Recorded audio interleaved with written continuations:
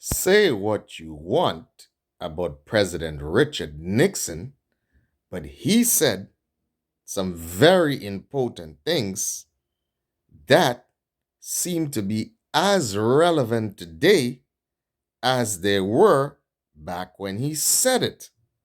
Now, we are going to take a look at some of these things that he said. Well, they have much more power than most people would like to think. When we think of the media in this country, the problem is that they have a sense of self righteousness, a double standard on issue after issue after issue. They can find everything wrong with somebody else, but they will not look inside and ever admit that they could be wrong themselves. Nothing has changed in the level of arrogance. There is hardly any sense of introspection and taking personal responsibility when they're wrong. Find everything wrong with somebody else, but they will not look inside and ever admit that they could be wrong themselves. And what was involved here in the Watergate thing was the unfairness of it. Oh, there was a legitimate thing to investigate, but they refused to balance it. They allowed their advocacy to get ahead of their reporting, which is their job to do. Sounds familiar? Absolutely nothing has changed. Look at the treatment of President Trump with two sham impeachment. For all the allegations about President Biden and his son's foreign dealings, the media would not even go close to it with a 10-foot pole. Remember, it was Russian disinformation when it was alleged that a laptop was found and belonged to a certain person. All of this just before the presidential election. But oh boy, they were quick to dismiss it as irrelevant and untrue.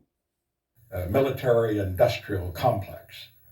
I didn't get a chance to make a farewell address, but when I get old enough and decide to retire, and I'm not planning it at the moment, but when I get that old, if I make a farewell address, I think I would warn against the media elitist complex.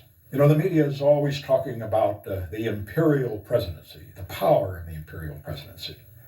I think we ought to hear a little bit of discussion of the imperial media and its power. You see, presidential power is limited by the courts, limited by the Congress. The media's power is unlimited. And some would say, but what about libel suits? So there is the military industrial complex, which President Eisenhower was pretty concerned about. But as President Richard Nixon points out, there is also the elitist media mafia mob complex. Now, me mentioning so many names for it is not an accident. It just establishes the level of power that these people wield.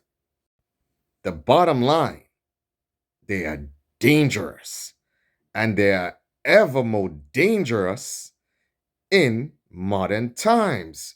The reason being, there is a multiplicity of media outlets, and it's usually controlled by six hegemonies.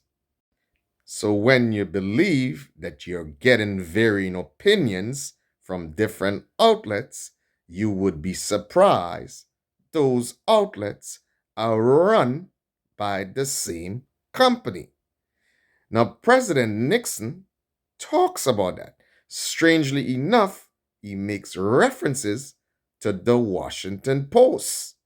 And he also talks about that the only way to make an effort to defeat them is by competition.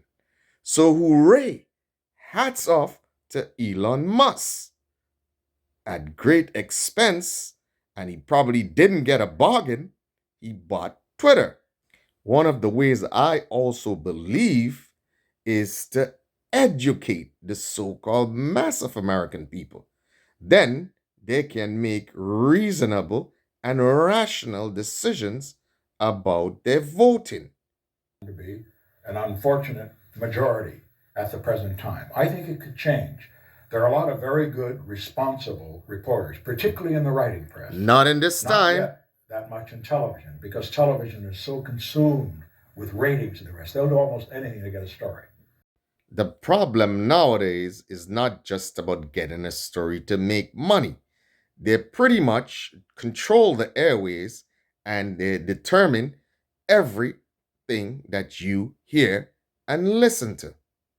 They also definitely determine what you see. President Nixon was hopeful at the time that things can change and mentioned there might have been some responsible reporting. Today, however, 9 out of 10 are political hacks.